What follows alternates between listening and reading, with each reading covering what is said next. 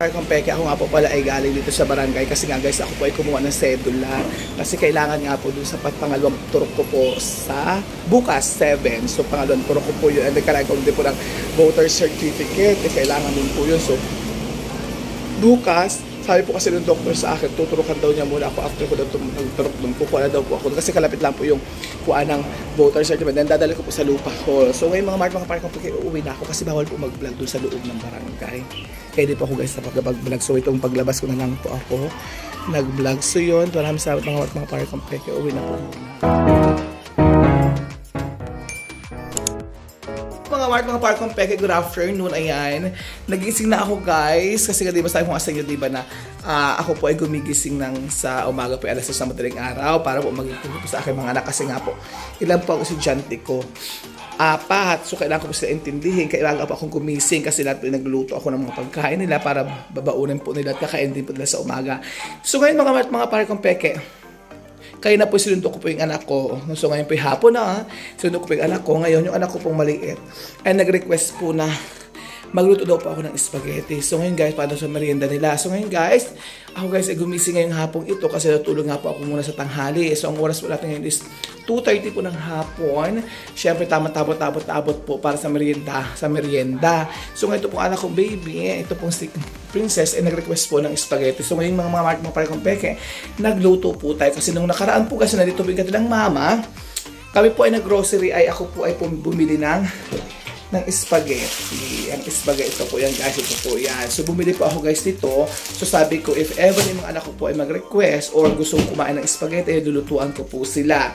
So ito na nga guys, ang pagkakataon na para po sila ay lutuan ko ng spaghetti para merienda. At para pagdating din po yung aking mga anak, mamaya ay sila po ay kakain ng spaghetti. Kasi sila mga parang kung peke, sila ay pagkarating ay hingi sila ng pambili. Ay ang baon po nila ay talaga namang hindi po natin talaga akalain talaga. Sila po ay ang baon ng anak ko ay 50 sila. Diyos ko. Ay sila naman po ay ang pamasahe lang ay 10 piso. Punta doon po guys. Ako nagpapamasahe. Pabalik po sila lahat. Kasi sila na po guys ay marunong na. Yung isa ko po ay malaki na nakamotor na po yun. So kaya ang baon po rin ay 200. So pagdating po dito lang hihingi pa rin po sila ng pera sa akin. Kaya mga parang peke, kailangan po talaga tayo din ay marunong mag-isip din para po ang ating mga anak po ay kung ano po yung maganda para ipakain natin sa kanila paminsan-minsan para po sa merienda. Para pagdating nila, ay hindi na po sila mahingi ng pera. Siyempre, yung ibibigay ko at ibibili nila, silulutuin ko na at least marami pa yung kakainin nila, makakain nila. Kung sila po ibibili bibili dyan sa labas, ng pagkain, baka ang bili pa guys ay chicheria, diba? Tsaka makaunti pa po. So kung ako magluluto na lang, mas marami pa sarili pa, diba? So yun lang mga parang peke, haba lang chikahan natin, haba lang ng chika ko. So yun lang mga parang peke, ngayon kasi wala na akong hotdog, bibili po muna ako ng hotdog. Bye-bye for now mga parang peke. Parang peke, ayan mga mare, nag-iita muna ako ng tubig at ako muna habang nagpapakulo ako ng tubig, ako po muna ay babibili ng kulang ko na pang sahog po sa ating spaghetti. Ito na po yung pasta natin, ayan kumukulo-kulo na, ayan, para naman mabilis ng ating pagluto at naghihintay na po ang aking babaeng prince. Parang peke, konting kulo na lang at maluluto na po ang ating pasta habang po nagkumukulo yan guys. At hindi natin maluto tayo naman po ngayon guys ay magigisa na ng ating o magluto na tayo po ng ating sauce. Ayan, nakaprepare na po lahat. Ayan, mga mare. Ayan, ay take dog. Ayan. So, giniling from late.